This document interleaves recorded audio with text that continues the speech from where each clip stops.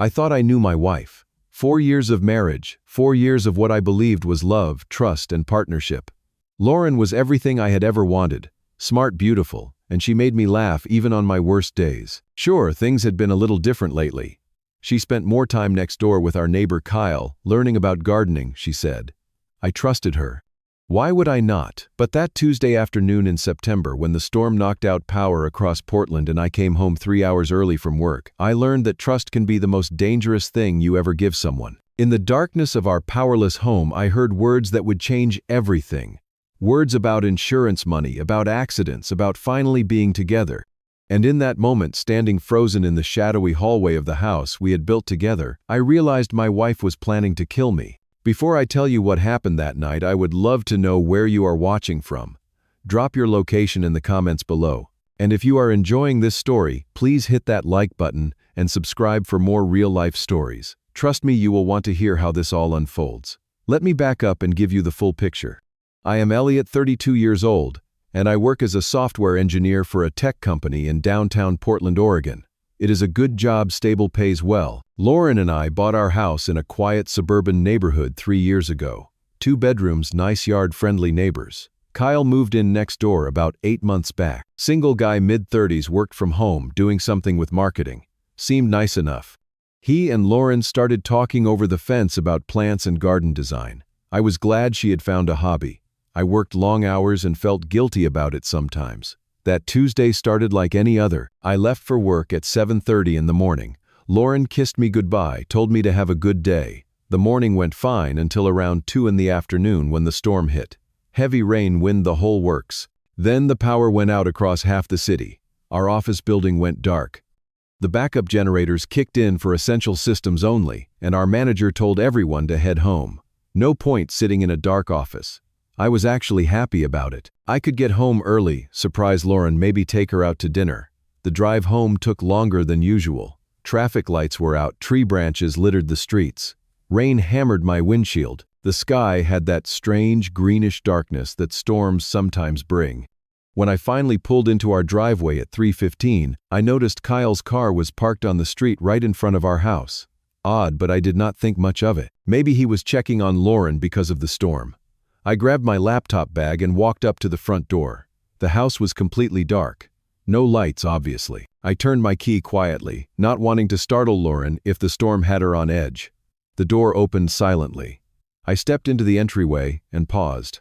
I could hear voices coming from the living room. Lauren's laugh, light and relaxed. Then a man's voice. Kyle. They were talking, nothing unusual about that on the surface, but something made me hesitate. Maybe it was the intimate tone. Maybe it was instinct. I stood there in the dark hallway, my hands still on the doorknob, and I listened. Kyle's voice came through clearly in the quiet house. 2 more weeks, babe. Just 2 more weeks, and we will not have to hide anymore. My stomach dropped. Babe. He called her babe. Lauren's voice softer but distinct. I still cannot believe how perfectly this is working out. I felt my legs go weak. I pressed my back against the wall, hidden in the shadows of the hallway.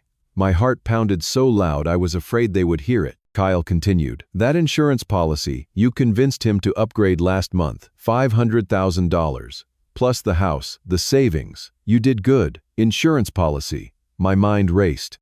Lauren had suggested I increase my life insurance about a month ago. Said it was responsible, especially since we were thinking about starting a family soon. I had agreed without much thought. Standard $500,000 policy. I was healthy. It seemed smart. Lauren's voice again, and this time there was something cold in it that I had never heard before. The hiking trip next weekend. He already agreed to go. That trail near Multnomah Falls, the one with those steep cliffs. Accidents happen there all the time, especially after rain when the rocks get slippery. My blood turned to ice. They were talking about killing me, my wife, the woman I loved, the woman I had vowed to spend my life with. She was planning my murder. The sound of glasses clinking made me flinch. Lauren again, her voice almost cheerful. To us. And to finally being free. Kyle laughed. Just make sure you act devastated afterwards. Crying widow, you know the drill. The insurance company cannot suspect anything. Please, Lauren scoffed. I have been practicing my shocked face in the mirror, and I will tell everyone how devastated I am, how we were so in love, how I cannot believe he is gone. They will eat it up. They went on discussing details. How I would supposedly slip and fall from one of the viewpoints along the trail. How Lauren would scream and call for help. How Kyle would happen to be hiking nearby purely by coincidence and would serve as a witness to the tragic accident. They had thought of everything. The time of day when fewer people would be on the trail. The weather forecast, calling for rain that would make the story more believable. Even what Lauren would wear to the funeral. I stood there for what felt like hours but was probably only 5 minutes listening to them laugh and plot and plan the end of my life as casually as if they were discussing what to have for dinner. Every word was a knife, not just because they wanted me dead but because of how much thought they had put into it. How excited they sounded. How Lauren, the woman who had cried at our wedding and told me I was her everything, could sit there sipping wine and discussing my death. My first instinct was to burst into that room, to scream at them, to demand answers, to ask Lauren how she could do this. But something held me back. Maybe it was shock. Maybe it was survival instinct. But I realized in that moment that if they knew I had heard this conversation, I was in immediate danger. They might panic. They might move up their timeline. They might do something right then and there. So I did something that probably saved my life. I slowly, silently turned around. I opened the front door with agonizing care, making sure it did not creak. I stepped back outside into the rain. I closed the door with barely a click. And then I walked back to my car on shaking legs, climbed inside and just sat there, rain drumming on the roof, trying to process what I had just heard. I sat in my car for several minutes, gripping the steering wheel, my mind racing through 1,000 thoughts at once. My wife wanted to kill me. My wife was having an affair with our neighbor. My wife saw me as nothing more than a paycheck, an obstacle between her and the life she really wanted. How long had this been going on? How long had she been lying to my face? How many times had she kissed me goodbye in the morning while planning my death? I needed to think clearly. I needed a plan. Going to the police crossed my mind first, but what would I tell them? Two people having a conversation is not illegal, no matter how sinister the content. They had not actually done anything yet. It would be my word against theirs.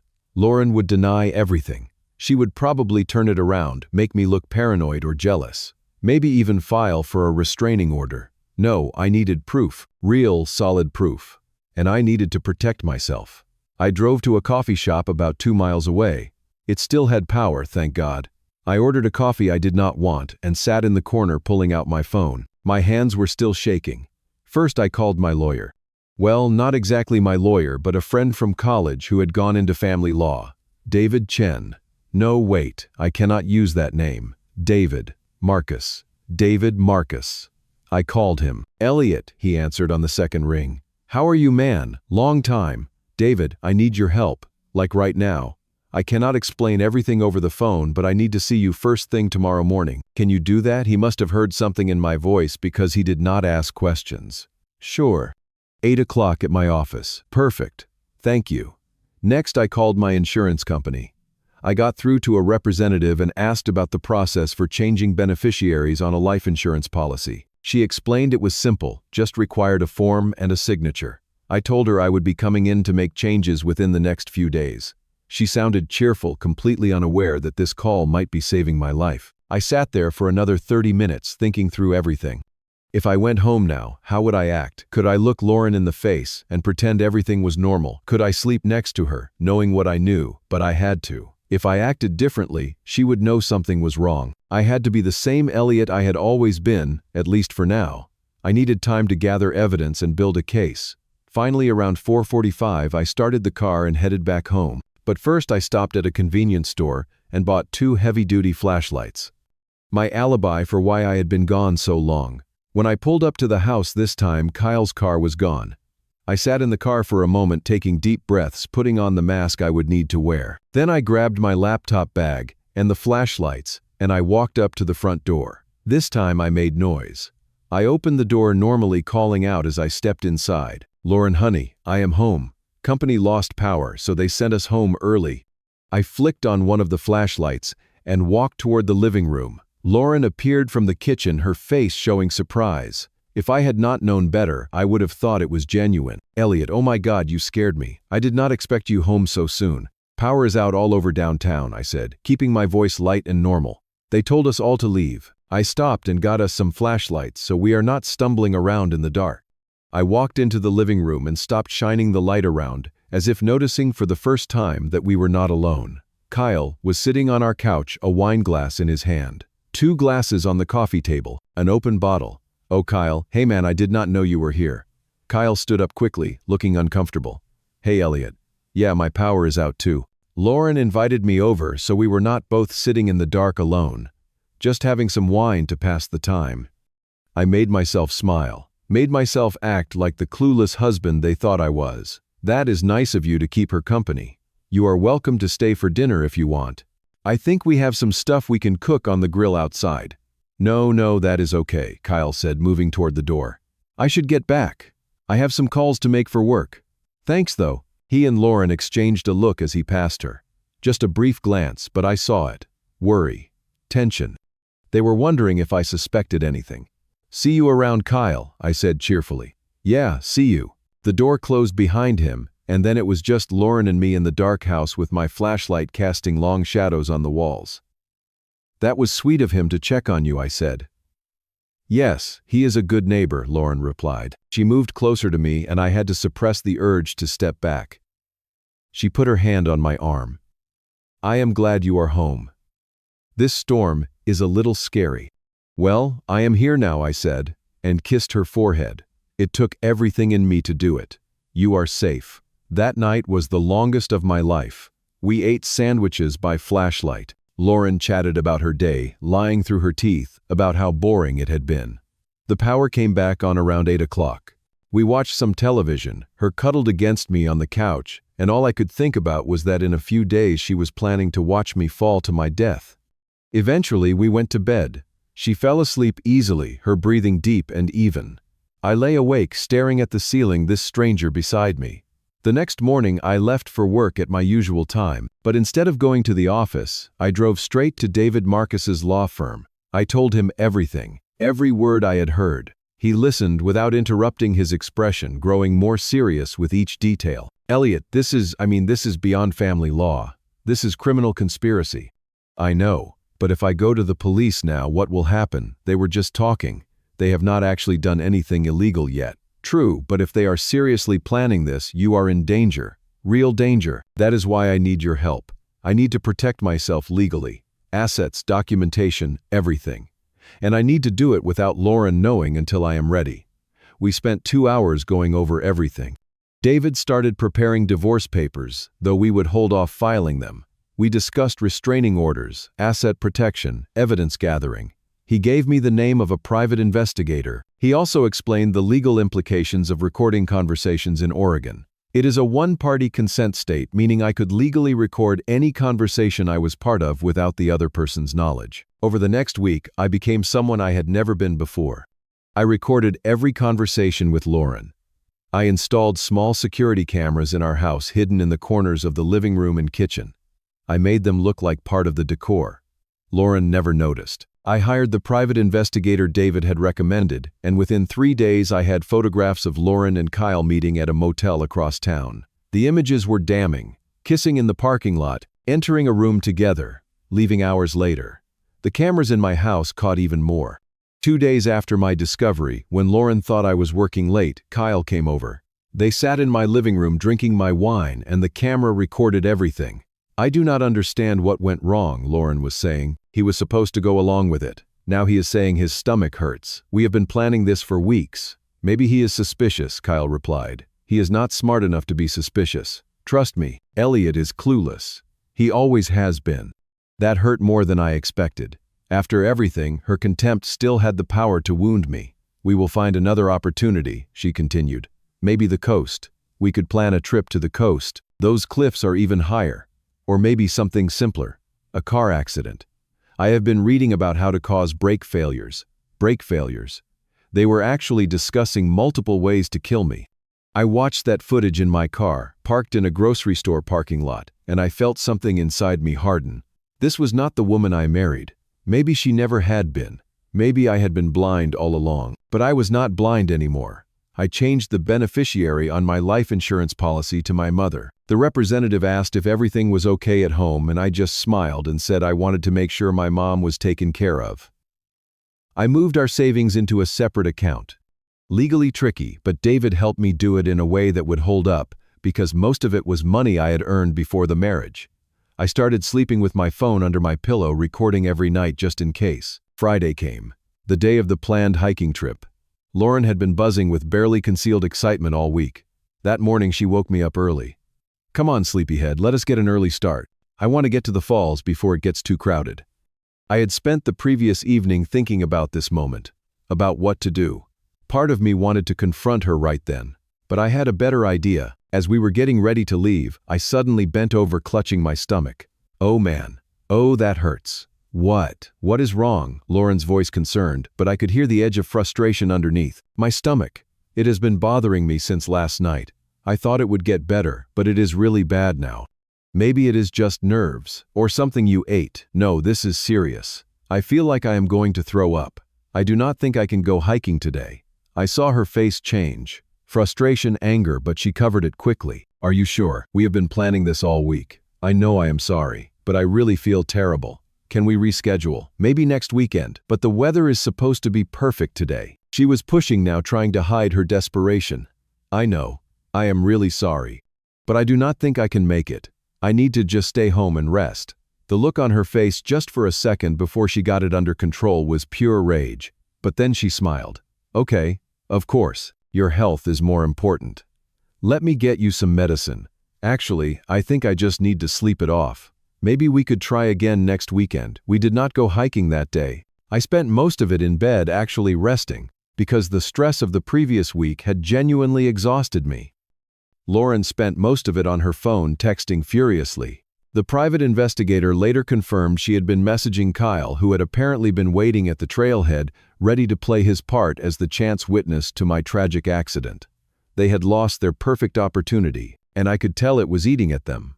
The following week, things started to fall apart for Lauren and Kyle. The private investigator sent me a new set of photos.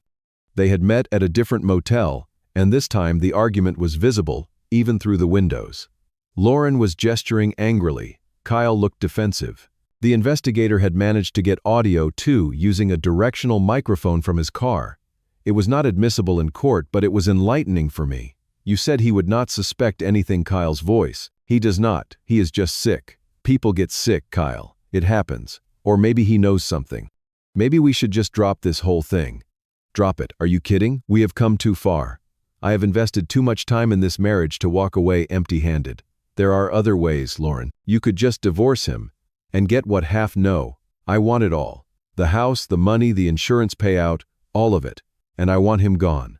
The coldness in her voice chilled me even through a recording. The camera in my house caught more damaging footage. One afternoon, when I was supposedly at work, actually parked around the corner monitoring the camera feed on my phone, Kyle came over. This time they were not just talking. I watched them kiss in my living room, watched her lead him to my couch. I turned off the feed. I did not need to see more. I already had enough evidence to bury them both.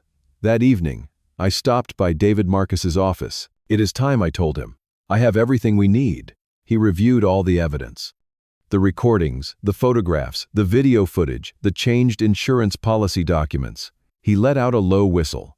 "Elliot, this is actually conspiracy to commit murder. You could take this to the police right now." "Not yet. I want to handle this my way first." He looked at me carefully. "What are you planning?" "I am going to take away their power. All of it." That night, I did not go home after work. Instead, I drove to Kyle's house. I knocked on his door at 7:30. He opened it, surprise and fear flashing across his face when he saw me. "Elliot, hey, what are you doing here?" I did not smile. I did not pretend anymore. "We need to talk." "Can I come in?" He hesitated, then stepped aside. I walked into his living room. It was a mess. Empty beer bottles, pizza boxes, the life of a man who had no one to impress. "Kyle, I am going to make this very simple." I pulled out my phone and played one of the recordings. His voice and Lauren's voice discussing my planned accident, the insurance money, the timeline, everything. The color drained from his face. "I have hours of this," I continued calmly. "Video too. Photos. Everything. Conspiracy to commit murder in Oregon carries a minimum of 20 years in prison, maybe more depending on the prosecutor." "Elliot, listen, we were just talking. We would never actually." "Save it. Here is what is going to happen. You are going to pack your bags. You are going to move out of this neighborhood. and you are never going to contact Lauren again. If you do any of these things, this evidence stays with me and my lawyer. If you do not, it goes to the police first thing tomorrow morning. Do you understand?" He was shaking. "You cannot. I mean, we did not actually do anything. You planned to kill me, Kyle. You helped my wife plot my murder. That is not nothing. That is a felony. So you have a choice. Prison or exile. What is it going to be?" He collapsed onto his couch, his head in his hands. This was all her idea. She convinced me. She said that you did not appreciate her, that you were holding her back. I know that does not excuse it, but I never would have. I do not care whose idea it was. I want you gone. Tomorrow. Do we have a deal?" He nodded miserably. "Yes. Okay. Yes. I will leave. I will go stay with my brother in Seattle. I will be gone by tomorrow afternoon." "Good. And Kyle, if I ever see you or hear from you again, if you ever try to warn Lauren or help her in any way, this evidence goes public. All of it." I left him there and drove home. My hands were steady on the wheel. I felt calm for the first time in 2 weeks. I was taking control. I was not the victim in this story anymore. When I got home, Lauren was in the kitchen making dinner. She smiled when she saw me. "There you are." I was starting to worry. "Dinner is almost ready. Actually, we need to talk." Something in my voice made her pause. "What is wrong? Sit down, Lauren." She sat at the kitchen table looking confused. I remained standing. I pulled out my phone and set it on the table. Then I pulled out an envelope. Inside were printed screenshots from the security cameras, copies of the motel photos, transcripts of the recordings, and divorce papers. "What is this?" she asked, reaching for the envelope. "Open it." She did. I watched her face as she went through the contents. Confusion turned to shock, then to fear, then to something that looked like calculation. She was trying to figure out how to spin this, how to explain it away. "Elliot, I can explain." "No. You cannot. There is no explanation that makes this okay. You planned to kill me, Lauren. You and Kyle spent weeks planning to murder me for insurance money. I heard everything. I recorded everything. I have proof of all of it." Her face changed again. The mask slipped, and I saw the real Lauren underneath. Cold, angry, calculating. "You cannot prove anything. We were just talking. Fantasy talk. It does not mean anything, really, because I have you on camera discussing multiple methods. I have you meeting Kyle at motels.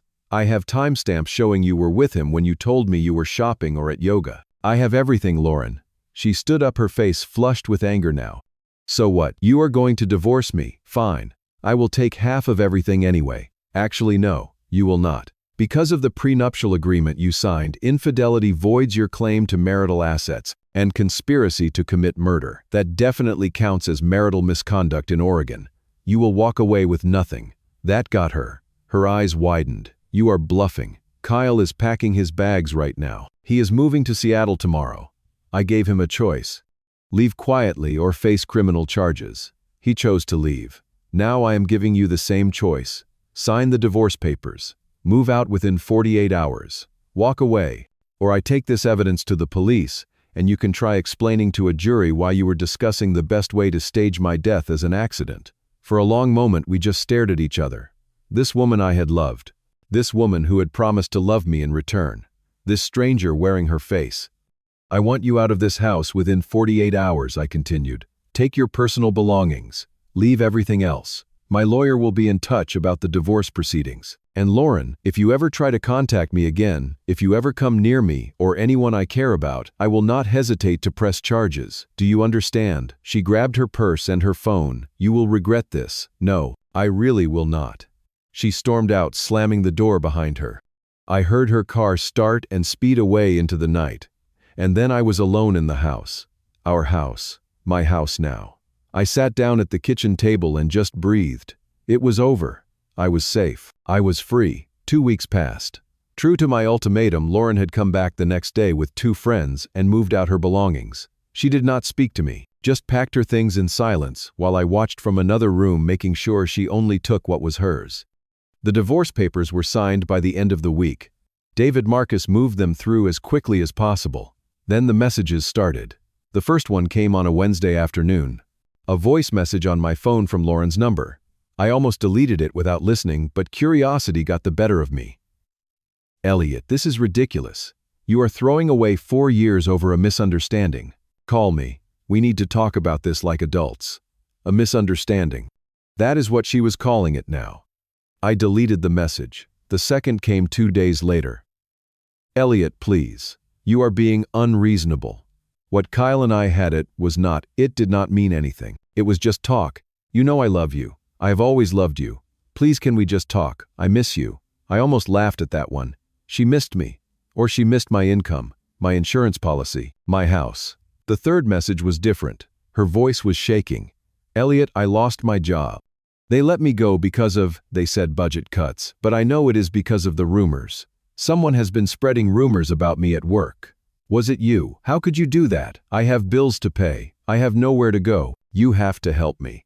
You are still my husband legally, until the divorce is final. I had nothing to do with her losing her job, but I was not surprised it happened. Word travels fast in professional circles, and while I had not told anyone the full story, enough people knew we were divorcing, and divorces make people talk. The fourth message came a week later. This time she was crying. Elliot, please. I am sorry. Okay, I am sorry. I know what we were planning was wrong, but I never would have actually done it. You have to believe me. It was just fantasy. Just talk. Kyle was the one who pushed it. He was obsessed with the money. He manipulated me. I see that now. Please, I need you. I have nowhere else to turn. My family will not help me because of the rumors. Please. I sat in my car listening to this message in a grocery store parking lot, and I felt nothing. No pity, no sadness, no anger. Just emptiness where my feelings for her used to be. The fifth message was the most desperate. Her voice was hoarse like she had been crying for hours. You are destroying my life. Do you understand that? You have taken everything from me. My marriage, my job, my home, my reputation, everything. And for what? Because I made one mistake. Because I was unhappy and I found comfort in someone else. You are cruel, Elliot. You are vindictive and cruel. I thought you were a good man, but you are just like everyone else. You do not care who you hurt as long as you get your revenge. Well, congratulations. You win. I hope you are happy. And I hope you remember this when you are old and alone, because that is what you are going to be. Alone. Because anyone who could do what you have done to me is not capable of real love. That message actually made me angry. Not because of the insult, but because of the delusion. She genuinely seemed to believe she was the victim here. That I had wronged her. That planning my death was just a mistake, a momentary lapse, something I should forgive and forget. The complete lack of accountability was staggering. I saved all the messages. I forwarded them to David Marcus. He said they showed a pattern of harassment and instability which would help our case if she tried to contest the divorce or claim any assets. He also suggested I consider filing a restraining order if she continued to contact me. I told him I would think about it. The messages stopped after that fifth one. I did not know if she had finally accepted reality or if she had just found some other target for her manipulation. I did not care. I changed my phone number eventually just to be safe. But before I did that, I made one final decision. I took all the evidence, every recording, every photo, every transcript, and I went to the police. David had cautioned me against it, said that since no actual crime had been committed, it might not lead anywhere. But I did it anyway. Not because I wanted revenge, but because I wanted it on record.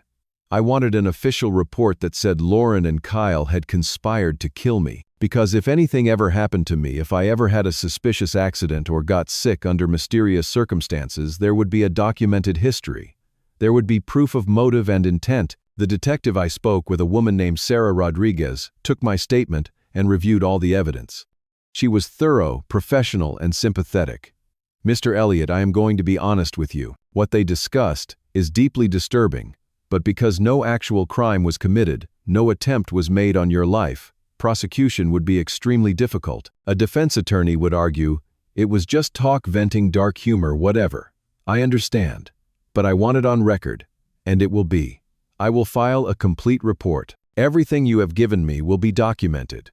If either of them ever tries to harm you or anyone else, this will be part of their history. That was enough for me. It was done. It was official.